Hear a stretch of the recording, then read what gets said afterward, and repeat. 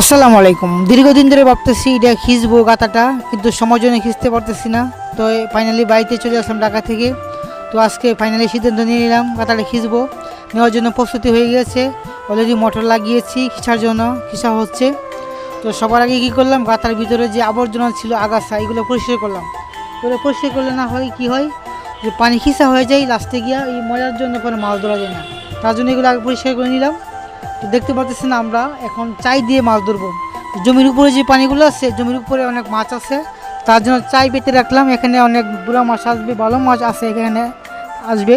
তারপরে দরমাস জল দিয়ে মারতেছি গুঁড়া মাছ, এগুলো আগে মেরে নিচ্ছি, কারণ পানি খিসা হয়ে গেলে ওই গুঁড়া মাছগুলো মারা যায় না। তার জন্য আমি আগে এগুলো মেরে নিচ্ছি। আর বিশেষ করে এই গুঁড়া মাছগুলো আমার অনেক পছন্দ।